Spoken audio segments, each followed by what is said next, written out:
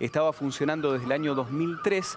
Lo que se comenta, lo que indican los medios de comunicación allí en Italia, es que se trata de unidades viejas y que entonces más allá de que fallas sean técnicas. Claro, tiene que ver con las fallas técnicas. Primero que a simple vista no parecen tan viejas, ¿no? También nosotros estamos acostumbrados a ver algunos micros bastante viejos aquí en nuestro país, ¿no? Sí, o al menos los diseños de carrocerías, porque vos ves colectivos 0 kilómetro que tienen el mismo formato que quizá algunos modelos que son más antiguos. Pero hay que tener en cuenta que lo que falló acá es la instalación eléctrica de este colectivo. Aparentemente todo se originó en un cortocircuito. Lo que dice la empresa estatal encargada del transporte, que es una empresa que está en crisis, que tiene muchas deudas, es que va a tratar de aceitar un poco los mecanismos de control y de mantenimiento de estos micros para que no vuelva a ocurrir.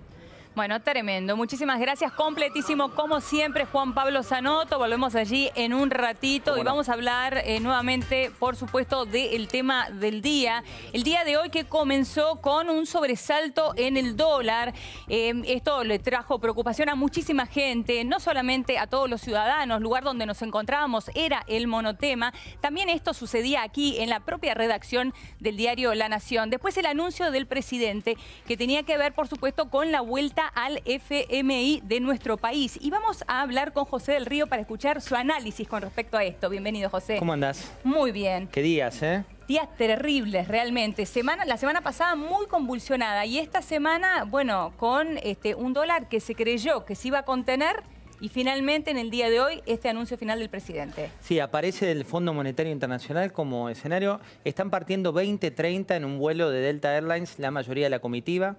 Va Duhovne, va Galliani, va Sanleris, que es el jefe de gabinete de economía, y también va Bausili, que es el hombre de finanzas. El segundo de Caputo. Exactamente, el segundo de Caputo, con una comitiva de comunicación, pero ya están en Ezeiza en este momento esperando para tomar el vuelo. Bueno, y ahí está la gran decisión, ¿no? El gran tema, rumbo a Washington para negociar con el Fondo Monetario Internacional cuáles serán las condiciones, ¿no? Exactamente, se sabe del monto, pero el monto es medio mentiroso, te digo porque en los últimos minutos se habló de estos 30.000 millones de dólares. Sí.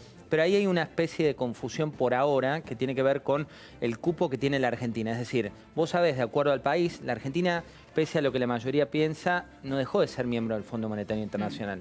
Ni aún en la guerra que tenía el kirchnerismo, si le pagaba, si no le pagaba, siempre fue miembro del Fondo Monetario. De hecho, por eso, siendo miembro en aquel momento del kirchnerismo, el fondo se podía meter con respecto a las estadísticas, Exactamente. ¿no? La primera sanción grande que recibe el kirchnerismo es cuando pagan todo, pero después lo que dijo el Fondo Monetario en una actitud sin precedentes fue que la Argentina estaba adulterando las estadísticas. Exacto. Y eso, si vos querías conseguir crédito a nivel internacional, te lo hacía imposible.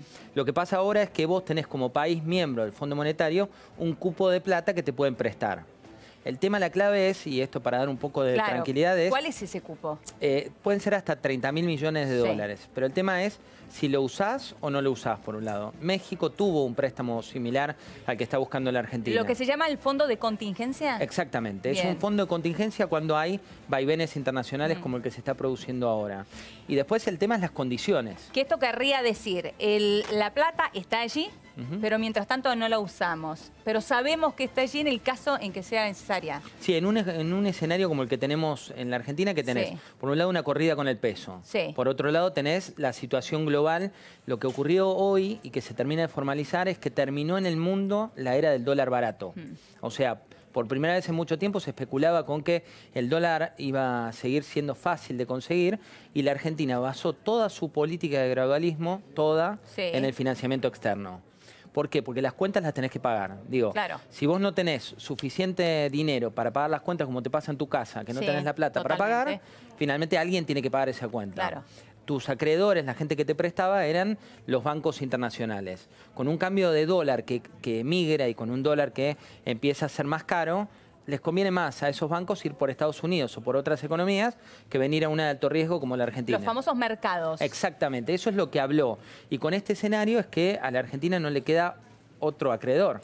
Ahora, una pregunta. Este fondo de contingencia, ¿no? En el caso que fuese así, que el FMI nos dé este fondo de contingencia, la Argentina tuviese este dinero allí disponible. ¿Sería dinero disponible en el caso en que los mercados vuelvan a reaccionar?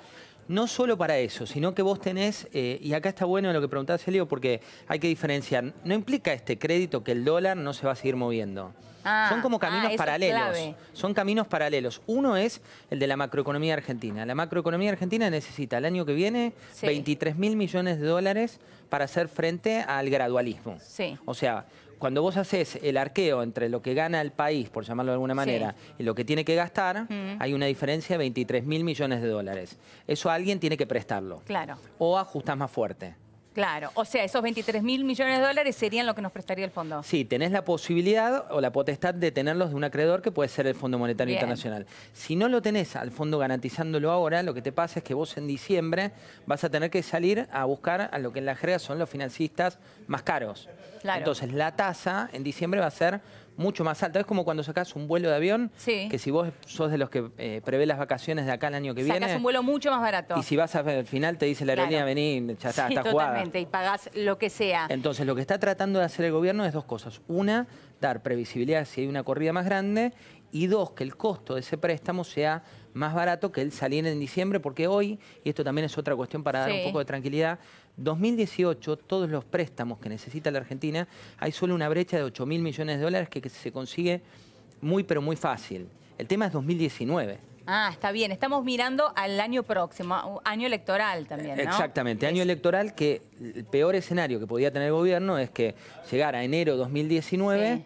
sin plata, sin crédito y tener que verse forzado a ajustar más fuerte sus gastos en un año en que tenés elecciones. Ahora, recién ponías un ejemplo, José, con respecto al avión, al ticket de avión que saca cualquier persona allí en su casa. Y hablabas de la tasa.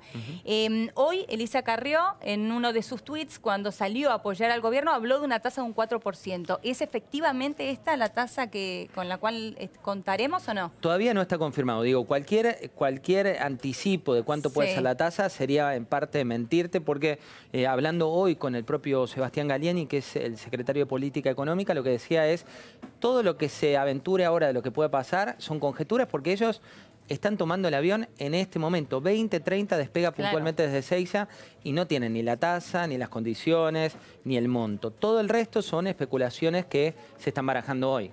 ¿Y esto se decide con la propia Christine Lagarde o son muchos técnicos los que tienen que jugarse en este plano para realmente tomar una decisión con respecto a la Argentina? Christine Lagarde decide como hizo hoy con el presidente, con el Poder Ejecutivo. Hablan con el Poder Ejecutivo y lo que dice es hay una decisión política de avanzar.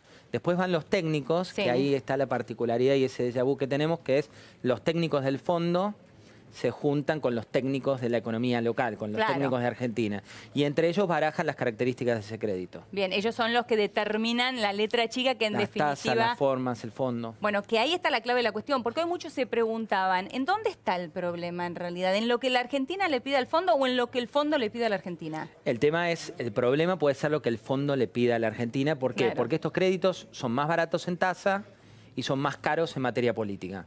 Habitualmente el fondo lo que te pide a cambio de esa plata, que es más barata, es, bueno, pero el déficit fiscal tenés que ajustarlo más rápido. Ah, ok. Te pide ciertas condiciones. Ciertas condiciones, y por eso es que la gente le tiene miedo al fondo, porque inmediatamente te lleva... Al recuerdo de 2001, Al recuerdo de 2001. Es otro Fondo Monetario Internacional. Bueno, esto es lo que te iba a preguntar. Hoy lo decía el propio ministro de Hacienda, Nicolás Dujovne, estamos ante otro Fondo Monetario Internacional, no es el mismo de los 90. ¿Es así? Es así porque quedó devaluado el fondo. Digo, lo que le ocurrió al Fondo Monetario es que todos aquellos países que terminaron agonizando por culpa de esas recetas que ellos trataban de imponer, se convirtieron en su propio castigo. Entonces, hoy Christine Lagarde no es lo que supimos tener con Camp de Sus o con aquellos que venían a visitarnos, porque no hay margen a nivel internacional para políticas tan ortodoxas. Entonces, tampoco es el mismo fondo, pero también una verdad que es bastante revelada es que si el gobierno tenía otra opción, no iba al Fondo Monetario Internacional. O sea que esta fue su última opción. En esta etapa es la opción más económica. Digo, no sé si la última, porque crédito más caro hay. Claro. El tema es la última opción más económica. En una etapa más económica, clarísimo. En cuanto al dólar, vos decías, bueno, esto no necesariamente quiere decir que el dólar de aquí en adelante no se va a mover. ¿El gobierno está muy expectante con lo que pase en el día de mañana cuando hablan los mercados? Sí, no es solo mañana, sino que es la película, porque lo que ocurrió es que cada vez que el dólar se convierte en noticia, la gente, la ahorrista de a pie, dice, bueno, no renuevo el plazo fijo. empiezo a sacar mis dólares, compro en parte. Entonces lo que están notando hoy es que se fue acelerando eso. Y si a eso le pones el ingrediente político de una grieta que en la Argentina no cerró, y donde varios con poca responsabilidad están diciendo sacá tus depósitos, toda esa sarta de, de incendios mediáticos, eso no es real, digo. El tema es que tiene que volver la calma, tiene que salir el dólar de la escena, tienen que tener aquellos que están por sacar un crédito, tranquilidad, que el crédito va a funcionar. Si no, lo que te ocurre en este tipo de escenarios es que la economía directamente se frena. Y eso es lo que está tratando. Y eso no es bueno para nadie. Para nadie. Ahora, vos hablás de aquellos que tienen que sacar un crédito, que tengan la tranquilidad, pero también por otro lado te viene el recuerdo de lo que el anuncio del viernes, de las tasas tan altas. ¿Esas tasas van a modificar el resto del mercado? No, hoy el que tiene que sacar un crédito, el que está buscando un crédito, realmente está desesperado. Digo, y está desesperado, ¿por qué? Porque con una pequeña modificación del dólar, un monto que vos tenés en pesos se te dispara. Digo, recordemos, ya no te alcanza, ¿no? La semana pasada, en solo 2 días, la diferencia entre dos ambientes eran 246.000 pesos más para aquel que estaba por sacar un crédito. Exacto, al día siguiente 175.000 pesos más. Porque se modificó. Y bueno, pero esa es la volatilidad del dólar. Cuando te dicen, bueno, el dólar no preocupa y tanto, en realidad, para aquel que saca un crédito, que es la gran buena noticia que hubo en el último tiempo, sí se convierte un poco más complicada. ¿Qué pasa con el próximo vencimiento del EVAX? Es el gran test que tiene el gobierno. Ahí hay un tema y la mayoría de los analistas lo que están viendo es que, bueno, es una espiral que hay que frenar. Así como decíamos lo del déficit, que vos no podés vivir siempre gastando más que lo que tenés de ingresos. Cuando mirás las LEVAX, los países seguros, los países previsibles no te dan una oportunidad segura de negocios con una tasa del 38%. Cuando la fija es fija para todos, es un tema que hay que empezar a controlar. El Banco Central te dice, quédate tranquilo, pero la historia argentina demuestra que si esto no lo frenás a tiempo, no termina bien. Por eso es que hoy dentro del Gabinete Económico están tratando de acelerar el corte al déficit. Claro, está bien, porque el próximo vencimiento estamos hablando de un monto importante, ¿no? Sí, en realidad hoy cuando mirás lo que está circulando en LEVAX, cada vez tiene una proporción mayor del dinero que circula en el mercado local. Cerca del 40% del circulante está en torno a LEVAX.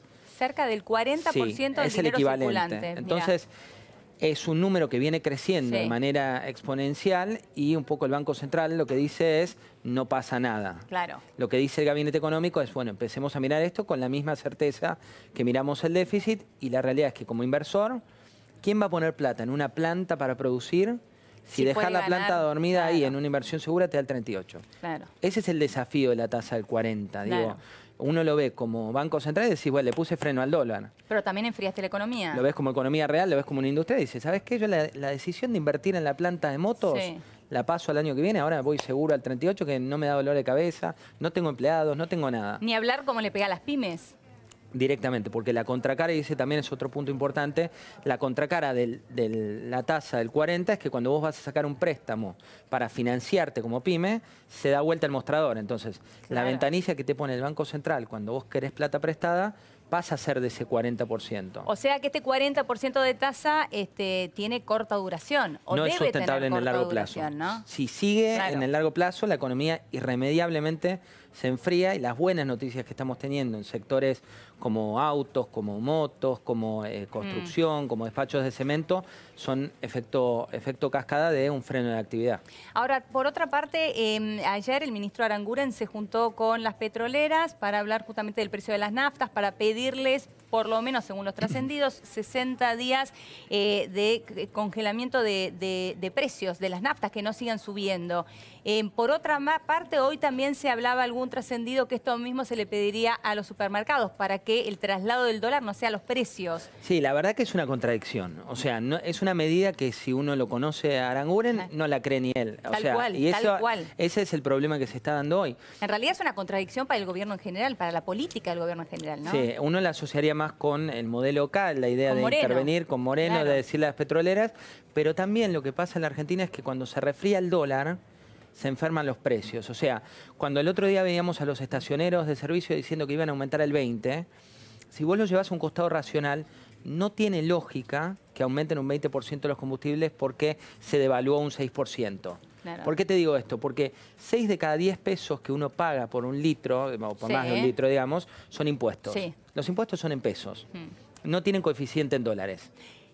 Es muy bueno esto que estás contando, porque es cierto, uno lo primero que piensa es el petróleo, el barril de petróleo está atado al dólar, pero es cierto que más de la mitad de lo que uno carga en su tanque de nafta son impuestos, y los impuestos son impuestos, que son impuestos, claro, tasas, contribuciones. Pero ¿qué pasa? Cuando te remarcan, no te remarcan por el equivalente al coeficiente del petróleo. Claro. Te remarcan por la totalidad del precio de Nafta Super. Claro. ¿Y qué pasa con los alimentos? Que es, te diría, uno de los puntos claves. Y los alimentos, ahí tenés dos partes. Tenés la de los panaderos, concretamente, que viste que la Cámara de Panadería salió a denunciar.